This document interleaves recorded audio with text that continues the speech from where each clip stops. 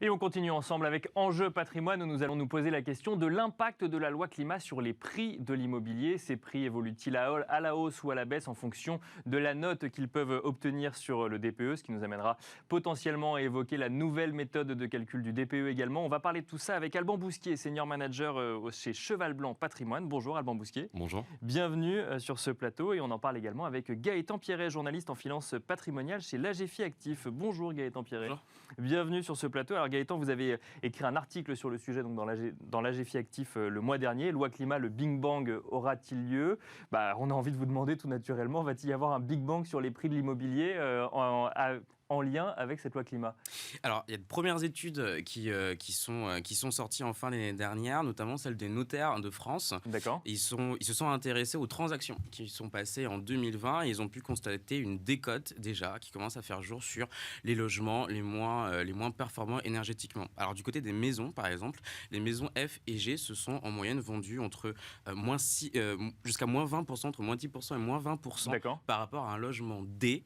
Et à l'inverse, les maisons les plus performantes, donc classées A et B au niveau de leur DPE, se sont vendues entre 6% et 12% plus cher que les logements classés D. Donc là, ça date de 2020, c'est ça ? C'est ça, exactement. Donc 2020, au moment où la loi climat, on en était aux prémices de la loi climat, on n'était pas encore aujourd'hui dans les discussions qu'on a aujourd'hui au niveau de l'audit énergétique ou les DPE. Et là, on constatait déjà que si on prenait la note moyenne finalement du DPE, les mauvais élèves voyaient le prix baisser et les bons élèves voyaient le prix augmenter finalement. Exactement, parce qu'en fait, il y a effectivement la loi climat qui impacte beaucoup les prix de l'immobilier, mais il y a aussi d'autres facteurs qui jouent.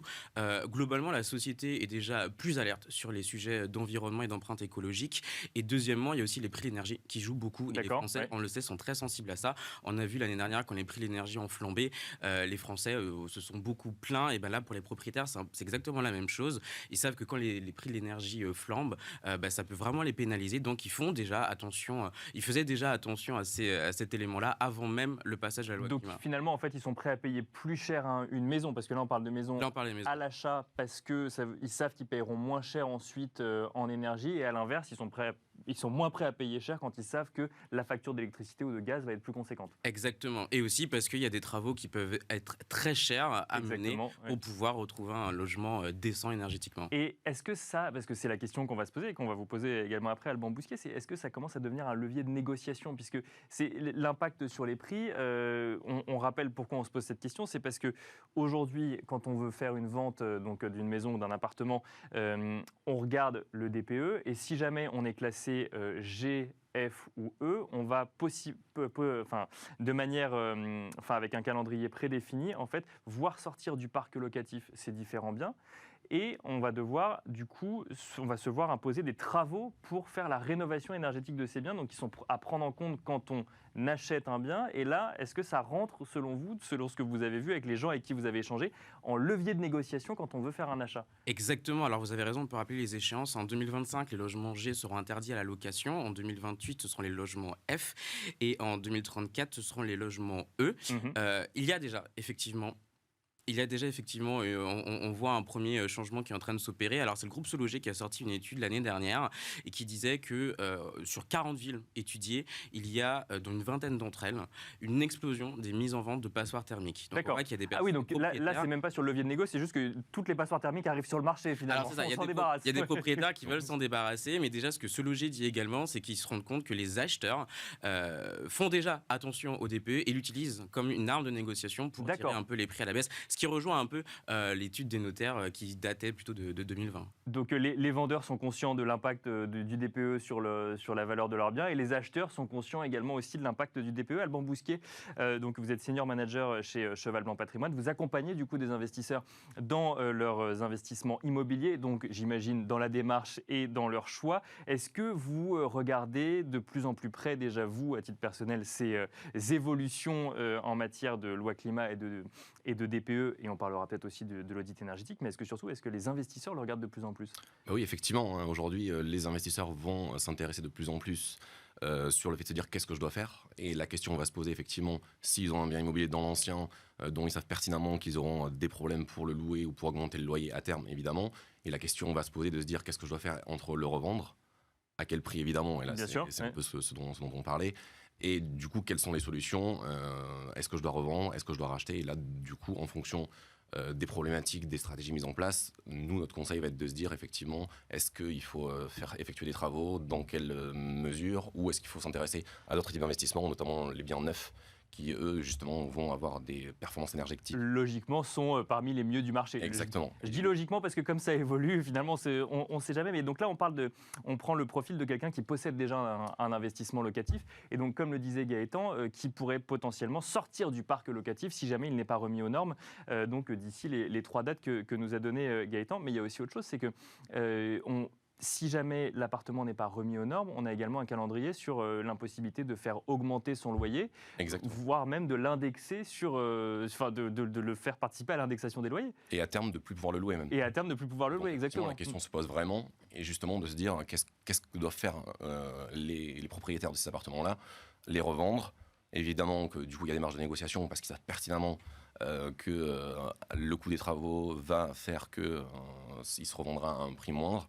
Et ensuite, se dire qu'est-ce que je fais, donc réinvestir notamment par exemple dans le neuf où ils n'auront pas ces problématiques de performance et où les coûts sur 10 ans seront considérablement réduits. Et donc là, si je fais un raccourci, et c'est peut-être un gros raccourci, mais si d'un côté il y a beaucoup de passoires thermiques selon ce loger qui arrivent sur le marché et que vous nous dites que tous les investisseurs locatifs se posent la question, ça veut dire quoi? C'est que tous les biens qu'on voit arriver, c'est ceux d'investisseurs locatifs ou pas forcément? Ou pas que?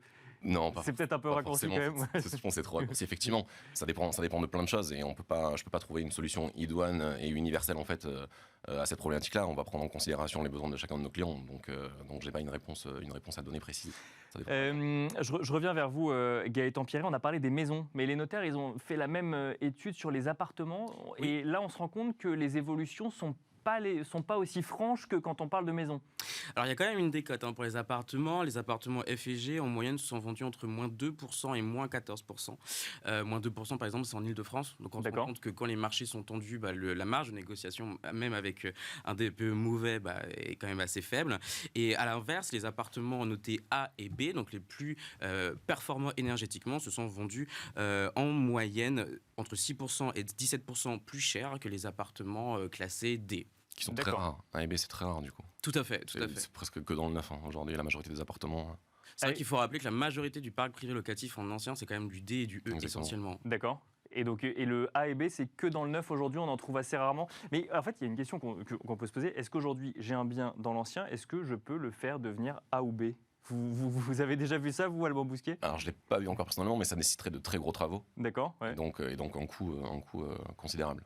Le B est peut-être plus atteignable plus facilement que le A parce que le A, on est vraiment sur donc des standards. Donc le A n'est pas atteignable aujourd'hui quand on détient un appartement dans un immeuble haussmannien à Paris, par exemple? On peut pas dire non de manière absolue, mais non, en tous les cas, c'est très difficile à atteindre, surtout sur des copropriétés. Pour des maisons individuelles, c'est peut-être un peu plus possible. Mais en tous les cas, c'est surtout du B qui est visé pour transformer une passoire thermique. Mais c'est surtout que la facture peut s'élever très très cher. Par exemple, on parle de 550 € du mètre carré. Donc par exemple, une maison individuelle. Rien que pour correspondre au DPE. Alors pour passer d'une maison F ou G à une maison B, il faut compter environ 550 € du mètre carré. Donc par exemple, pour une maison de 100 mètres carrés, ça vous fait une facture à 55 000 €. La facture monte très très vite. Et surtout qu'il y a quand même cet enjeu de faire au final une rénovation véritablement performante. Et là, les chiffres en la mesure sont assez mauvais. Il y a une étude qui a été faite en 2017, c'est l'étude de Trémy, et en fait, elle nous dit que seulement 5% des rénovations énergétiques sont réellement performantes, c'est-à-dire qu'elles permettent de gagner au moins 2 classes au niveau du DPE. Alban Bousquet, quand on a quelqu'un qui passe la porte de votre bureau et qui vous dit « je veux faire un investissement dans l'immobilier, aujourd'hui j'ai un peu d'épargne, je veux faire un investissement », qu'est-ce qu'on lui dit? On lui dit « attendez, parce que du coup, en fait, on n'est pas vraiment sûr que vous gagnez des lettres si jamais vous achetez une passoire thermique et que vous faites les travaux », ou vous lui dites « allez directement vers du B, parce que comme ça, au moins, vous êtes tranquille ». Comment est-ce qu'on accompagne dans ce moment immobilier un peu en transition où tout n'est pas encore clair? On va devoir prendre en considération justement ce que je vous disais un petit peu tout à l'heure, les objectifs quand justement le client vient nous voir. Est-ce qu'on veut louer ou pas derrière? En fait, quel est l'objectif? Est-ce que c'est un but patrimonial? Est-ce que le but c'est de dégager du revenu, faire des rendements, etc. Donc la solution va s'adapter en fonction de chacun des clients. D'accord? Mais effectivement, aujourd'hui, on va prendre en considération tout ça évidemment et aller se tourner vers des investissements qui vont effectivement nécessiter beaucoup moins de travaux ou des rendements beaucoup plus intéressants. Et dans ce cas-là, forcément que le neuf peut être une solution vraiment intéressante. Donc vous, ce que vous dites, c'est qu'il vaut mieux aller vers du neuf plutôt que d'aller activer un levier de négo, par exemple, sur une passoire thermique, ou là encore, c'est possible aussi, ça dépend. C'est possible aussi, évidemment. Si vous arrivez à avoir un appartement totalement en dessous du prix du marché et que le coût des travaux va faire que vous restez encore sur une pertinence au niveau du prix, ça a du sens aussi. D'accord, voilà, en fait, ce que je vous dis, c'est qu'il n'y a pas une solution pour tout le monde. D'accord. Mais du coup, on va vraiment s'adapter en fonction de chacun de nos clients sur leurs besoins, sur leurs objectifs, tout simplement. Et donc, sur un investissement locatif, mettons sur un parc parisien, là, ce que vous dites, c'est qu'il faut s'y retrouver, donc négocier suffisamment pour avoir bien anticipé le prix des travaux. Alors, Gaëtan nous a donné une estimation. J'imagine que ça dépend aussi beaucoup de la réalité de l'appartement ou de la maison en tant que telle. Comment est-ce qu'on peut être sûr de ne pas se tromper ? Est-ce qu'on peut être sûr de ne pas se tromper déjà ? Écoutez, pour être sûr de ne pas se tromper, la bonne opération, il faut la faire à l'achat. Donc il faut essayer d'obtenir le meilleur prix possible. Et en fonction, quand vous achetez, effectivement, vous avez le DPE obligatoire. D'accord. Et donc vous allez pertinemment voir si, quand vous achetez, vous êtes en DEF, une marge de négociation beaucoup plus importante. Donc là, le tout sera vraiment de faire jouer cette marge de négociation-là. Et alors, un mot de l'audit énergétique, parce que on lit souvent que si le DPE pointe les problèmes, l'audit énergétique, lui, va pointer les solutions. Donc il a été reporté de quelques mois. Donc ça veut dire que dans quelques mois, on va avoir systématiquement à la vente un document qui va nous dire voilà ce qu'il faut faire comme travaux exactement et potentiellement des prix. Est-ce que ça veut dire qu'il faut attendre de vérifier ce qu'il y a sur l'audit énergétique avant de commencer à acheter, ou on a quand même aujourd'hui une vision un peu globale de ce qui nous attend ? Il faudra quand même le prendre en considération, effectivement, parce que ça va rentrer dans le coût du projet global. Donc oui, bien sûr qu'il faudra clairement le prendre en considération. Gaëtan Pierret, vous avez mentionné les copropriétés. C'est vrai que quand on veut faire de la rénovation énergétique de biens, et notamment en zone tendue, en appartement, ça ne dépend pas que de soi. Il y a un certain nombre de choses qui vont dépendre du fait que tous les locataires ou tous les propriétaires, d'ailleurs les propriétaires, soient d'accord pour réaliser les travaux. Oui, tout à fait, tout à fait. Et ça, alors le sujet des copropriétés est encore plus complexe parce qu'effectivement, il faut mettre tout le monde d'accord, il faut se réunir et ça, c'est pas forcément facile d'avoir l'accord de l'ensemble des copropriétaires, surtout s'il s'agit de copropriétés majoritairement d'investisseurs, donc c'est-à-dire des personnes qui sont davantage intéressées par la rentabilité que par la qualité de leurs biens. Là, pour le coup, il n'y a pas de réponse absolue, à part, on sait que la loi, elle prévoit quelques exceptions quand même. Si effectivement un propriétaire arrive à montrer qu'il a été bloqué par la copropriété... qu'il a fait la démarche, mais que la copropriété lui a dit non. Exactement, il pourra quand même continuer à louer son bien, mais son bien, au regard de la loi, sera quand même considéré comme indécent. Donc vous voyez, il y a quand même une espèce de flou à ce niveau-là. Oui, on ne comprend pas exactement. On peut louer, mais bon, le logement est quand même indécent. Et on peut peut-être évoquer quand même rapidement, il y a des aides pour rénover son bien. Alban Bousquier, on n'est pas laissé tout seul comme ça face à la rénovation énergétique. On peut solliciter des aides, il y a notamment MaPrimeRénov'. Donc là, ça peut permettre de faire baisser un petit peu quand même la facture quand on fait un investissement, quand on fait un investissement locatif. Bien sûr, ça fait baisser la facture effectivement, mais par contre, c'est à prendre en compte dans le coût du projet. Donc, toujours, on en revient à son calcul finalement, on sort son tableau Excel et on en revient au calcul. Et alors, je reviens sur le neuf, vous nous dites finalement que là, on est sûr d'avoir du A ou du B dans le neuf. Est-ce que c'est facile aujourd'hui de faire un investissement dans le neuf ? Parce qu'on entend souvent, d'ailleurs on en avait sur ce plateau, des bailleurs qui nous disaient qu'ils avaient du mal à faire sortir les immeubles de terre. Donc là, pareil, c'est la rareté qui fait le prix aussi ? C'est la rareté qui fait le prix, effectivement. Aujourd'hui, le foncier est de plus en plus rare. Donc effectivement, les promoteurs vont se battre justement pour obtenir ces biens-là. Maintenant, du coup, une fois par contre qu'ils ont construit, on va pouvoir trouver des choses pertinentes toujours de cette façon-là. Et par contre, on est sûr, avec le neuf, d'avoir des DPE qui correspondront à du A ou du B. Et du coup, avoir un coût, finalement, tout au long des années du projet, qui sera beaucoup moins important qu'en appartement à rénover, sur lesquels on va effectuer des travaux, etc. Gaëtan Pierret, on finira avec le sujet des aides. Il nous reste quelques secondes, puisque dans l'article que vous avez écrit en décembre, vous pointez également le fait que le profil des gens qui possèdent des passoires thermiques, qui sont potentiellement ceux qui n'ont pas forcément le plus les moyens de faire la rénovation. Bah non, c'est ça, et c'est un peu le gros cœur du problème. En fait, c'est le financement de la rénovation énergétique. Encore une fois, on se tourne vers les notaires de France, qui nous disent qu'un peu moins de 50% des propriétaires de passoires F et G, et pareil, un peu moins de 50% des passoires E, ce sont des retraités, des ouvriers, salariés ou des employés, donc des personnes qui n'ont pas des revenus forcément très élevés.